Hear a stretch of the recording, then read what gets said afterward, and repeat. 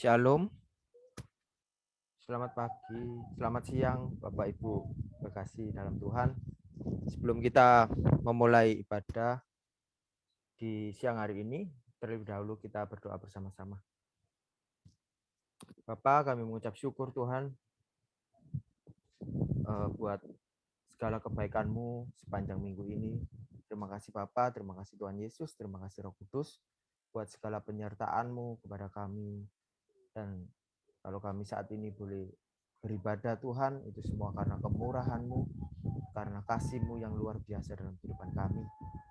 Sebentar kalau kami mau beribadah, kami mau menyembah, memuji Engkau Tuhan, kiranya Tuhan ampuni segala dosa kami Tuhan, sehingga kami semua ini boleh layak Tuhan untuk memuji menyembah Engkau, Raja di atas segala, Raja Allah yang kudus. Dan biarlah pujian penyembahan kami boleh berkenan di hadapan-Mu Tuhan. Dan kami juga berdoa buat firman yang akan disampaikan oleh Bapak Pendeta Cipto Tuhan. Kiranya Engkau urapi hamba-Nya, apa yang disampaikan Tuhan boleh seturut dengan kehendak-Mu.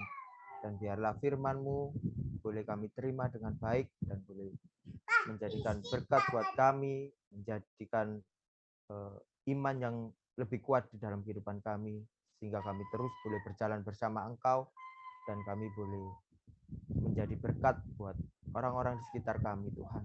Bahkan kami dalam kehidupan kami Tuhan, nama-Mu dipermuliakan. Terima kasih Tuhan Yesus, terima kasih Bapa. Kami memulai ibadah kami, kiranya Engkau tutup bungkus, Engkau urapi ibadah Zoom ini, jauhkan dari segala gangguan Tuhan, dan biarlah ibadah ini boleh berjalan dari awal, pertengahan hingga akhir dengan baik Tuhan. Terima kasih Tuhan Yesus, kami serahkan ibadah kami hanya di dalam nama Tuhan Yesus. Haleluya. Amin.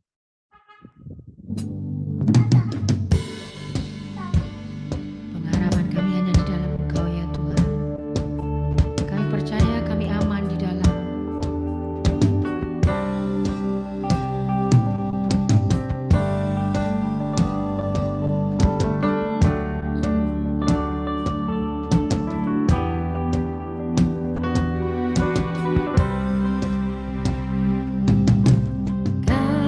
Kasih-Mu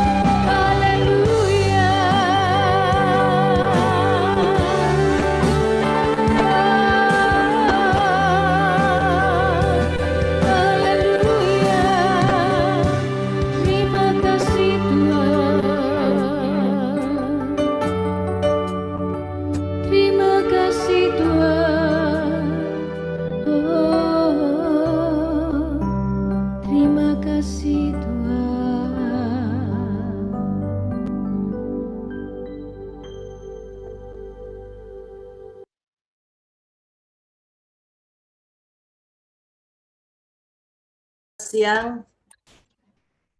Juga shalom dan selamat siang untuk Pak Cipto. Selamat datang Pak di Selamat siang Rehoboth. Bu Maria, selamat siang semuanya. Shalom. Shalom saya.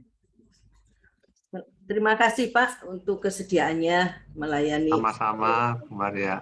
Iya Pak. Mari Pak, boleh lanjut Pak. Oh, langsung Bu ya? Boleh Pak, langsung doa firman dulu ya Pak. Oke, Ya, baik. Pak. Ya. Tuhan, kami mau mengucap syukur pada siang hari ini Engkau kumpulkan kami bersama-sama. Kami boleh mendengarkan sebagian dari firman-Mu, berdoa biar Tuhan yang berbicara, dimanapun kami saat ini berada, Engkau akan menemui kami ya Bapa. Kami berdoa biar firman ini menguatkan setiap yang mendengar. Berdoa, urapi hamba-Mu yang terbatas untuk menyampaikan firman-Mu, biar firman ini menjadi sederhana dan setiap orang yang mendengar mendapatkan pengharapan yang baru. Kami mau mengucap syukur hanya di dalam nama Tuhan Yesus. Amin. Saya bisa share screen? Oh, sudah bisa ya. Oke.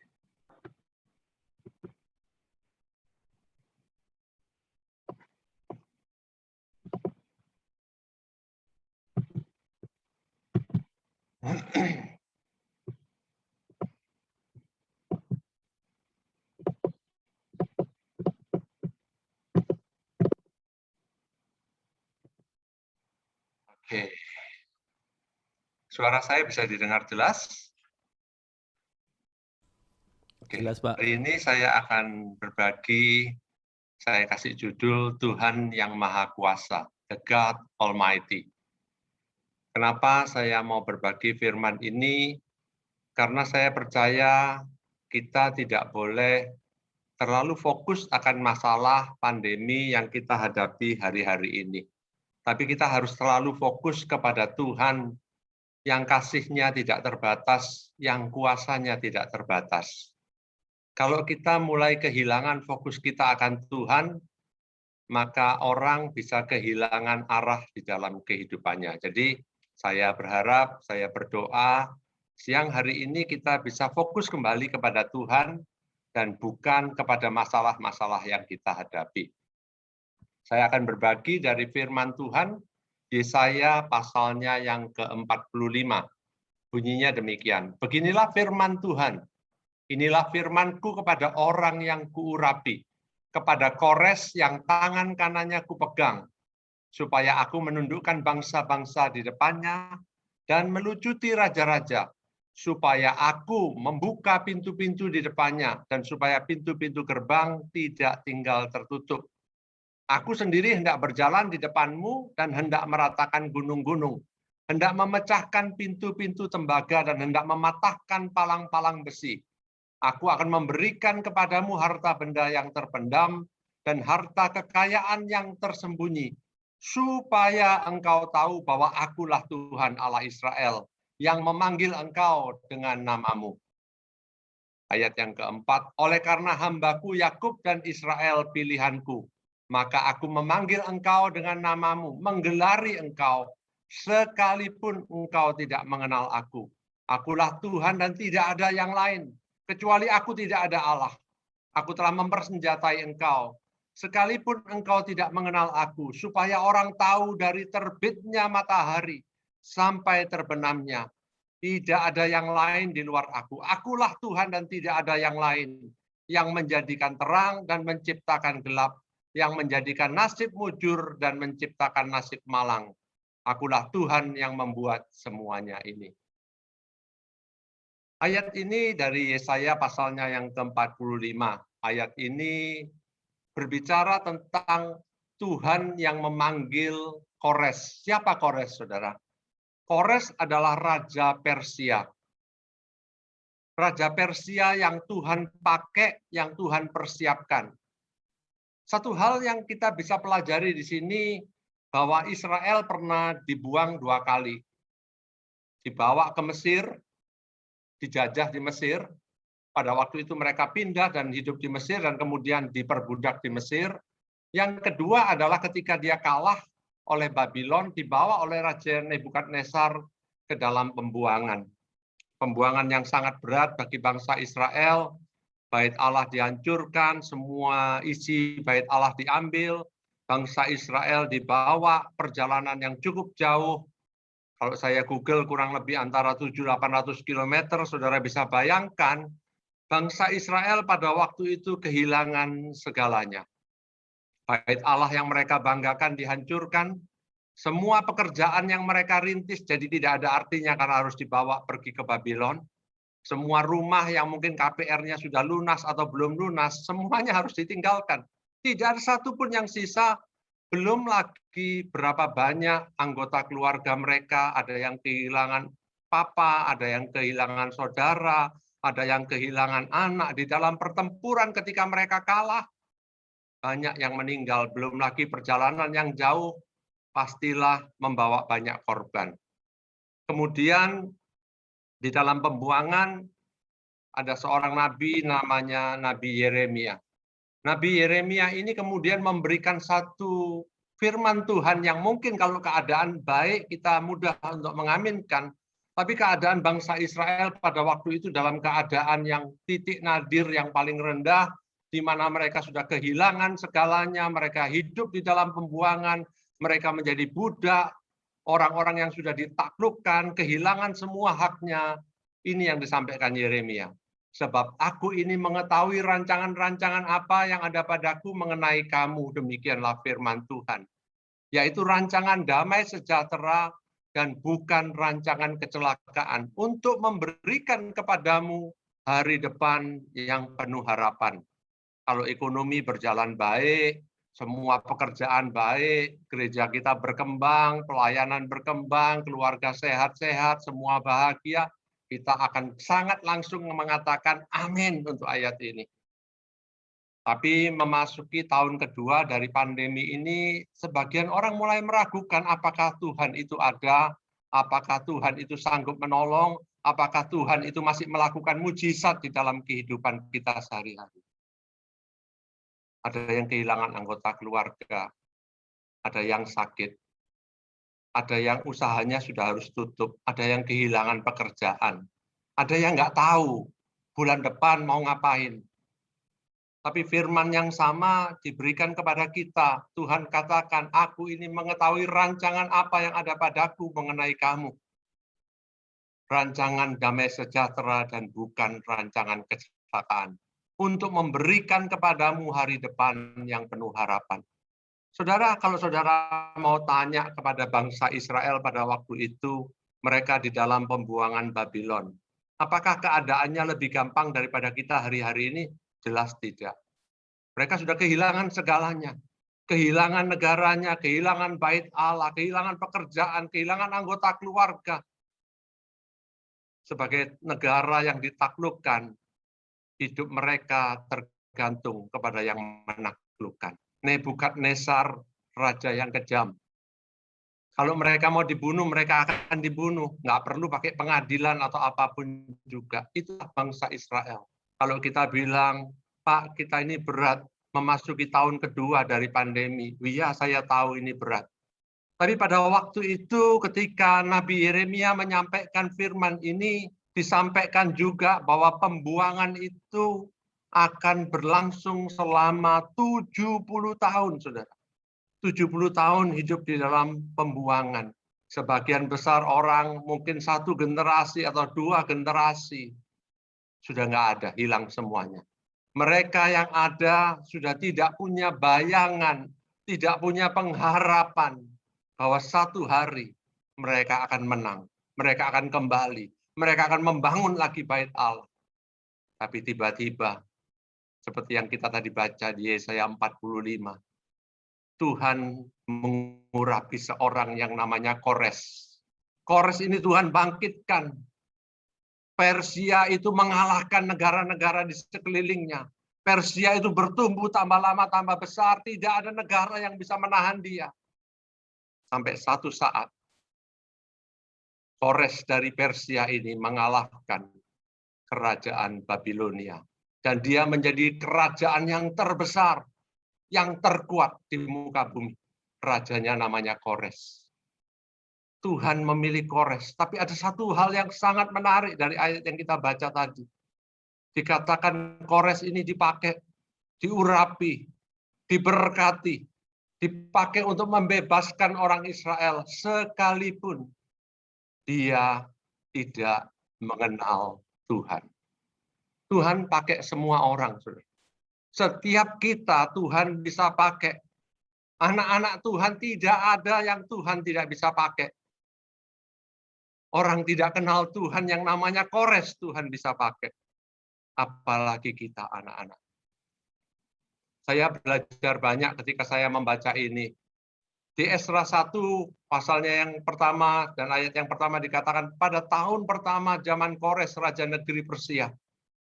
Tuhan menggerakkan hati Kores Raja Persia untuk mengenapkan firman yang diucapkan oleh Yeremia. Sehingga disiarkan seluruh kerajaan Kores secara lisan dan tulisan pengumuman ini. Kalau zaman sekarang semua medsos juga ditulis, saudara ya. Beginilah perintah Kores Raja Persia. Segala kerajaan di bumi telah dikaruniakan kepadaku oleh Tuhan Allah semesta langit. Ia menugaskan aku untuk mendirikan rumah baginya di Yerusalem yang terletak di Yehuda. Siapa di antara kamu yang termasuk umatnya, Allahnya menyertainya. Biarlah ia berangkat pulang ke Yerusalem yang terletak di Yehuda dan mendirikan rumah Tuhan Allah Israel, yakni Allah yang diam di Yerusalem. Tuhan bisa pakai setiap orang, bahkan orang yang tidak kenal dia. Saya senang dengan Kores ini. Kores ini orang yang paling berkuasa pada waktu itu di muka bumi. Dikatakan seluruh kerajaan di bumi sudah diberikan oleh Tuhan kepada Kores. Apa bedanya Kores dengan Nebukadnezar? Nebukadnezar menjadi sombong. Merasa tanpa Tuhan dia bisa. Kores di puncak kehebatannya dia mengatakan semuanya ini dikaruniakan oleh Tuhan. Ada waktunya di mana kita berjaya mungkin sebelum pandemi. Mungkin dipakai Tuhan luar biasa. Mungkin kekayaan kita luar biasa.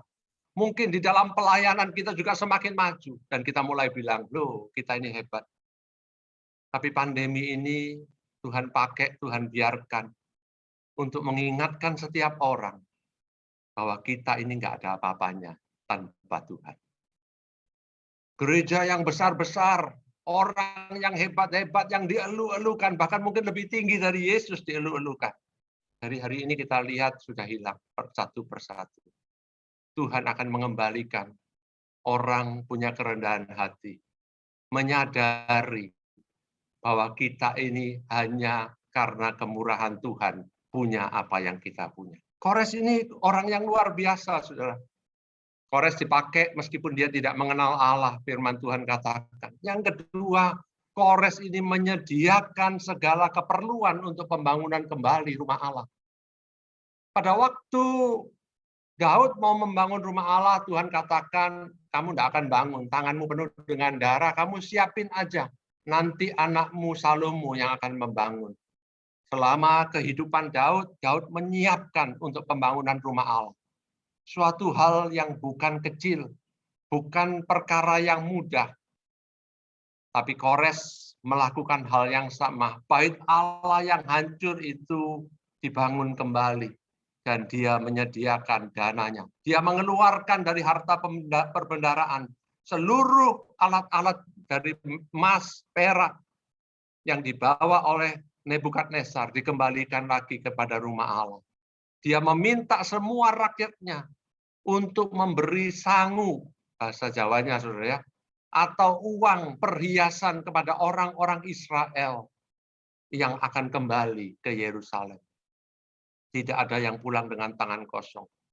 Pertanyaan saya, siapa dari antara orang-orang Israel itu yang pernah berpikir akan datang hari seperti itu, di mana mereka mendapatkan pembebasan, mereka mendapatkan harta benda, mereka boleh pulang ke negaranya, mereka diberi uang, segala keperluan yang dibutuhkan untuk membangun kembali bait Allah. Tidak ada seorang pun yang bisa membayarkan. Tapi Tuhan adalah Tuhan yang besar. Dia Allah yang sanggup dia siapkan Kores untuk melakukan semuanya. Pertanyaan saya, apakah Tuhan yang Maha Kuasa, the God Almighty, bisa menyelesaikan masalah saya hari ini? Berapa besar sih masalah yang kita hadapi dibandingkan kuasa Tuhan yang Dia punya, yang Dia pakai untuk memberkati anak-anaknya? Seringkali kita mulai kehilangan fokus kita kepada Tuhan. Seolah-olah Tuhan sudah nggak sanggup, seolah-olah Tuhan sudah tidak berkuasa lagi. Tapi hari ini saya mau katakan, Tuhan kita, Tuhan yang dahsyat. Tuhan kita, Tuhan yang berkuasa. Tuhan kita, Tuhan yang sanggup melakukan jauh lebih besar daripada apa yang pernah kita pikirkan atau apa yang bisa kita doakan. Tuhan masih bekerja sampai hari ini. Mungkin masalah saudara berat, tapi saya mau beritahu, Tuhan lebih besar dari masalahmu. Mungkin kita lagi berjuang dengan kesehatan kita, saya mau beritahu, Tuhan masih belum berhenti melakukan mujizat kesembuhan di dalam kehidupan anak-anaknya. Nanti saya akan jawab sebagian. Kenapa orang-orang ada yang meninggal? Seolah-olah Tuhan itu sudah tidak melakukan apa-apa. Saya mau beritahu, Tuhan di dalam kemahakuasaannya, Dia sanggup mengatur segalanya. Bahkan orang yang paling berkuasa di seluruh dunia pada waktu itu, di seluruh muka bumi, bisa menyadari betapa besarnya Tuhan itu. Yang kedua, saya belajar dari firman Tuhan, Tuhan katakan di ayat yang ketiga, aku akan memberikan kepadamu harta benda yang terpendam, harta kekayaan yang tersembunyi, supaya engkau tahu bahwa akulah Allah, akulah Tuhan Allah Israel. Saudara, pada waktu-waktu pandemi seperti ini, banyak orang kehilangan hartanya. Ada orang kehilangan pabriknya, ada orang kehilangan tokonya, ada orang kehilangan mobilnya, dan lain sebagainya. Tapi saya mau beritahu satu hal. Tuhan yang memiliki seluruh kekayaan alam semesta. Dia beritahu Kores, aku akan memberikan kepadamu, ngomong sama Kores, harta benda yang terpendam, yang tersembunyi, supaya engkau tahu bahwa akulah Tuhan Allah Israel. Seringkali ketika kita mendapatkan berkat, kita pikir memang berkat itu haknya kita untuk kita nikmati. Tapi sebenarnya ketika Tuhan itu memberkati kita anak-anaknya, Tuhan mau supaya kita itu tahu bahwa Dialah Tuhan Allah Israel. Dialah Tuhan yang memelihara kehidupan kita. Beberapa waktu yang lalu, kurang lebih sebulan yang lalu ya, nggak sampai, saat tinggi-tingginya rate COVID, orang-orang yang kena COVID ya, rumah sakit penuh, semua ditutup, PPKM darurat, tidak ada tempat makan, dan lain sebagainya, semua tutup.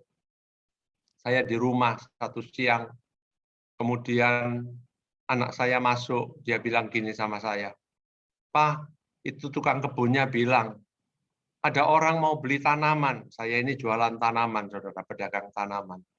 Dia bilang, ada orang mau beli tanaman, ibu-ibu di luar, naik mobil, dia bilang. Tapi ibu itu bilang dia tidak mau turun dari mobil. Itu perkenalan pertama saya tentang ibu ini. Dia mau beli, tapi dia nggak mau turun dari mobil. Kenapa dia nggak mau turun dari mobil? Karena dia takut, karena sedang lagi pandemi, lagi berat-beratnya pada waktu itu, obat-obatan habis, kamar rumah sakit penuh, oksigen juga sudah nggak ada, tapi dia datang untuk beli tanaman siang itu meskipun tidak mau turun. Maka saya keluar, semua pakai double masker, saya juga pakai double masker. Saya keluar, saya bilang, ibu mau apa? Dia bilang, itu saya bawa tukang kebun saya, dia naik motor tukang kebunnya, saya mau beli tanaman, dia bilang. Saya bilang, oke, silakan Bu, turun. Ya, saya nggak mau turun, dia bilang begitu. Jadi gini aja, tukang kebun saya aja yang masuk foto-foto, saya lihat fotonya dari WA di mobil. Oke Bu, saya antar tukang kebunnya foto-foto. Nggak lama kemudian dia lihat foto-foto, rasanya kok kurang pas, hanya lihat foto, akhirnya dia turun dari mobil. Dia masuk keliling rumah saya, pilih tanaman, dan dia beli beberapa tanaman. yang menurut saya angkanya fantastis lah ya, karena dia bilang untuk rumah saya yang saya nggak tempati di Surabaya. Saya pikir kalau yang nggak ditempati aja segitu ya fantastis. Kenapa saya mau cerita ini?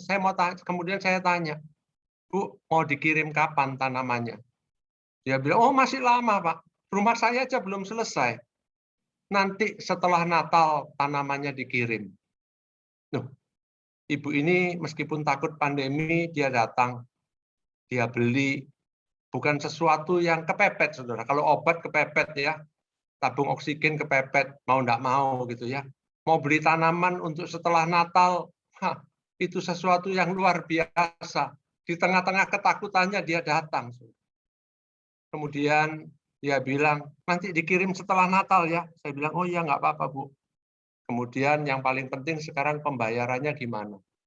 Kalau menurut saudara biasanya gimana? Orang pasti tanya gini, saya DP aja ya. Nanti saya lunasi waktu saya ambil, toh tanaman nggak diambil. Dia bilang, nggak apa-apa. Berapa totalnya? Nanti saya bayar, dia bilang. Itu mujizat besar, saudara. Seorang wanita beli, nawarnya dikit-dikit, bayarnya langsung jereng. Wah, itu mujizat luar biasa di tengah-tengah pandemi. Hari itu saya belajar bahwa Tuhan itu memiliki segalanya. Kalau orang itu mau belanja sesuatu yang kepepet, ya pandemi keluar, saudara. Tapi ketika kita pun tinggal di rumah, ada orang mau datang meskipun dia takut dan akhirnya beli. Hanya untuk barang dikirim bulan Desember, itu mujizat. Dan ketika dia melunasi hari itu mujizat yang jauh lebih besar lagi. Tapi saya belajar, Tuhan itu Tuhan yang luar biasa.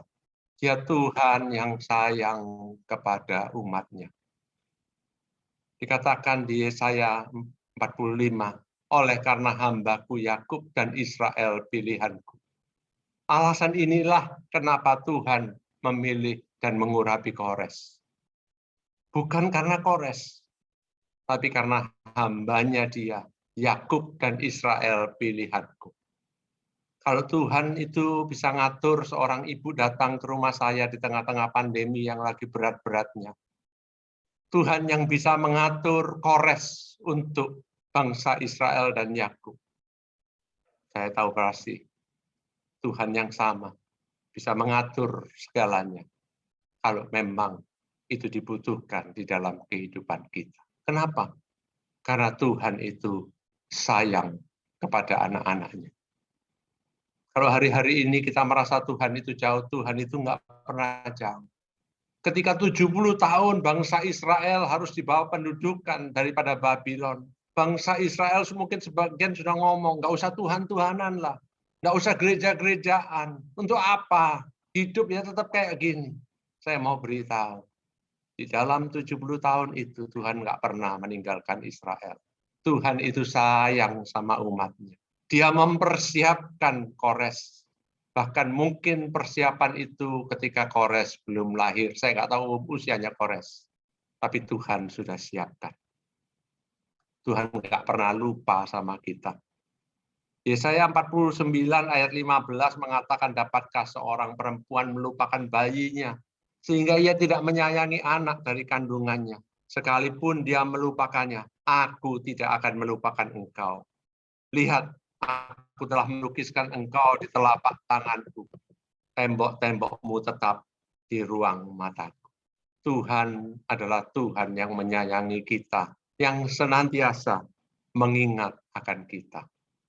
Mari hari-hari ini, kalau saudara merasa Tuhan itu jauh, mulai lagi kembali cari Tuhan sungguh-sungguh.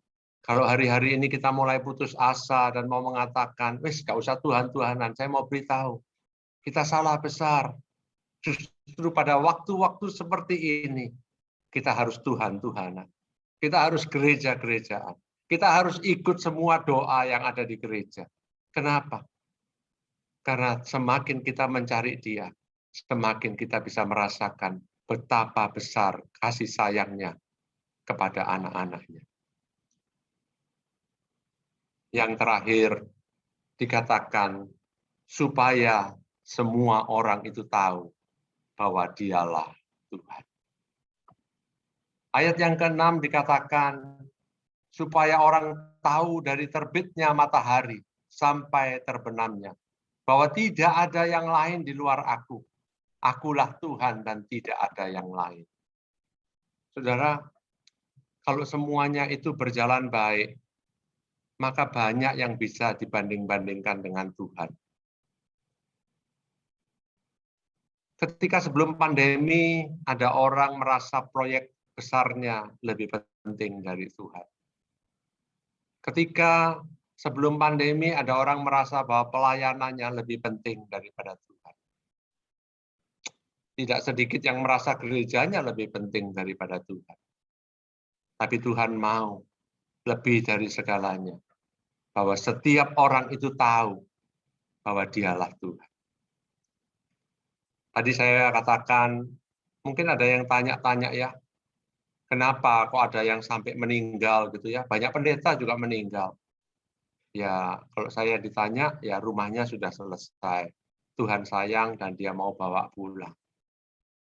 Dengar baik-baik, kekristenan bukan tentang kita. Saya ulang lagi ya, kekristenan itu bukan tentang kita. Kekristenan itu adalah tentang dia. Dialah yang paling penting, dialah yang layak dipuji, dialah yang layak diagung-agungkan, dialah yang layak terima semua kemuliaan. Sebelum pandemi, orang mulai merasa bahwa kemuliaan juga miliknya kita-kita sebetulnya. Pada saat seperti ini, Tuhan mau kita kembali lagi, tahu bahwa dialah Tuhan. Ketika saya membaca bahwa Kores ini ditulis khusus, bahwa dia dipakai Tuhan dengan luar biasa, diberi kekayaan yang luar biasa, kekuasaannya luar biasa. Tapi 2 kali disebutkan, sekalipun engkau tidak mengenal aku. Saya belajar satu hal, mengenal Tuhan jauh lebih bernilai daripada dipakai Tuhan. Mengenal Tuhan jauh lebih bernilai daripada berkat yang Tuhan bisa berikan. Mengenal Tuhan adalah sebuah privilege. Mengenal Tuhan adalah suatu keistimewaan.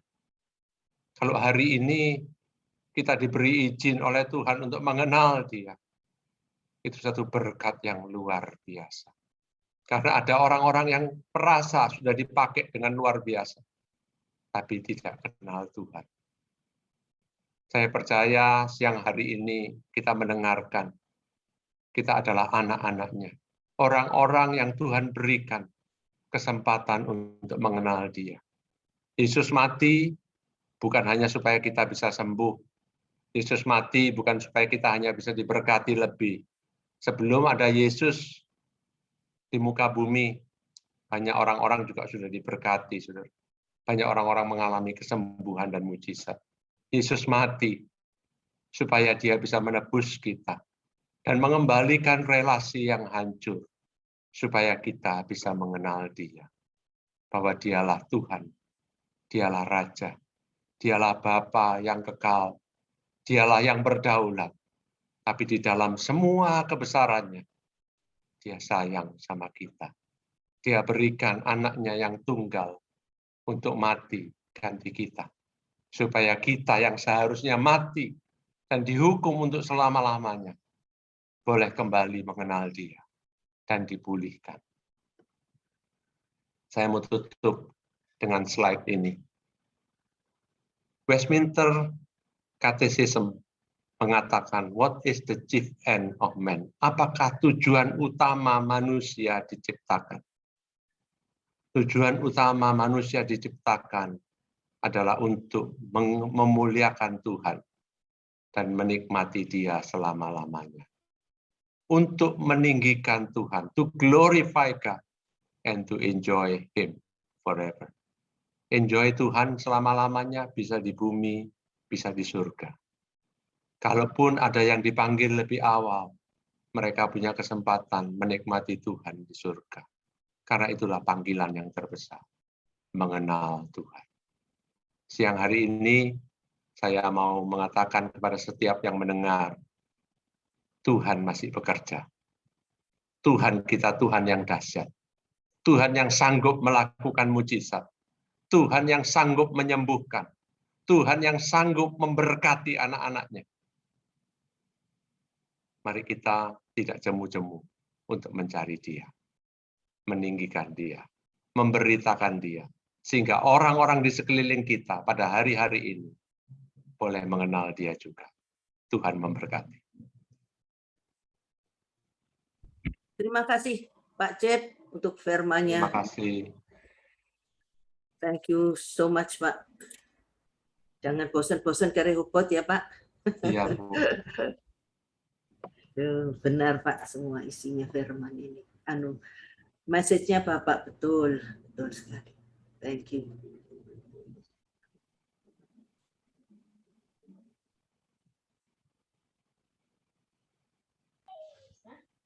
Pengumuman GAB Rehoboth sepekan minggu ini. Untuk ibadah doa malam Rabu tanggal 18 Agustus pukul 19.30 dibawakan oleh Pendeta Samuel Dudi. Dan untuk ibadah Zoom Minggu pada tanggal 22 Agustus jam 12 siang pembicara dibawakan oleh Bapak Pendeta Hendra. Demikian pengumuman. Tuhan Yesus memberkati.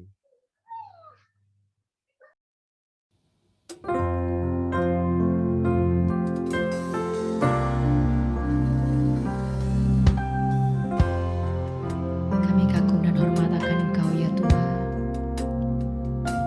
Kau sungguh indah tiada taranya, sungguh menakjubkan,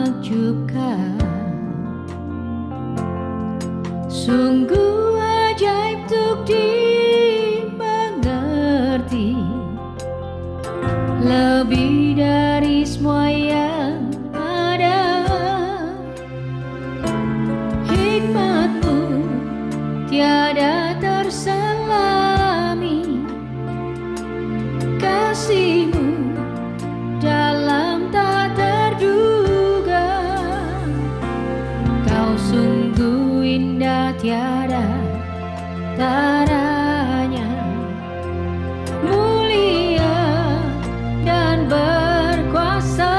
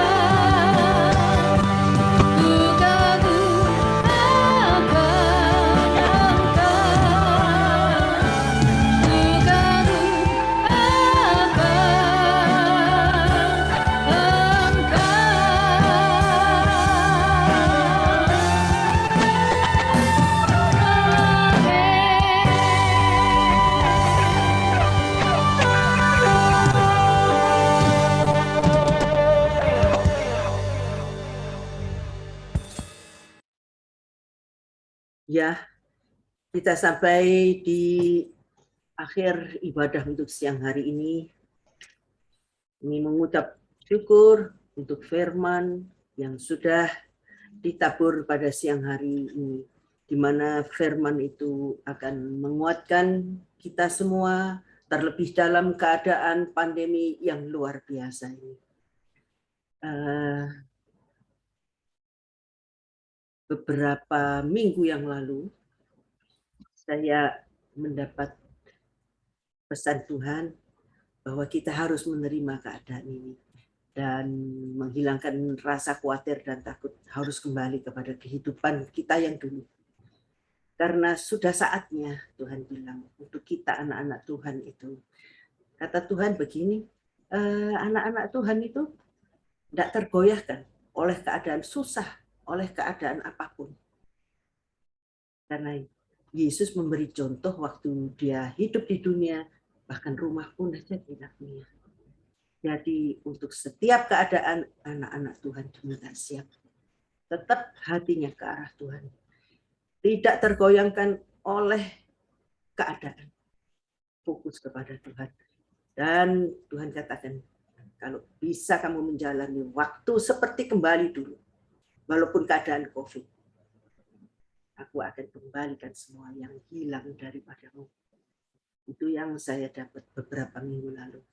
Tapi belum sempat dikhotbahkan, Pak. Ya, mengucap syukur untuk apa yang kita dengar pada siang hari ini.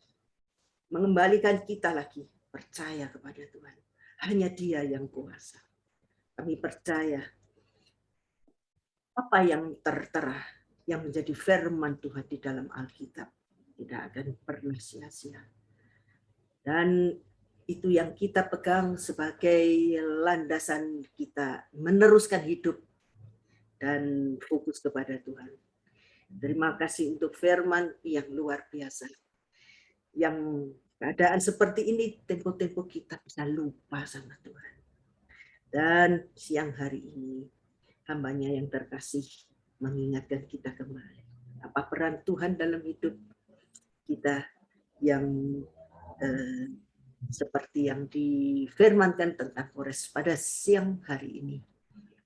Kami bersyukur kepadamu ya Bapa. Engkau sudah mengirimkan hambamu yang terkasih, Bapak Pendeta Sucipto, untuk mengingatkan kita. Dan saat ini hambamu berdoa untuk Pak Cip dan seluruh keluarganya. Kiranya Tuhan membentengi keluarga ini lebih lagi. Melindungi keluarga ini juga lebih-lebih lagi. Dan memberikan mereka kemuliaan yang berkelimpahan. Untuk seluruh keluarga, sehat walafiat sepanjang masa, dan berkat daripada Tuhan selalu melimpah dalam kehidupan hambamu ini Pak Cip dan keluarga. Inilah doa kami untuk keluarga Pak Cip. Tuhan Yesus memberkati selalu.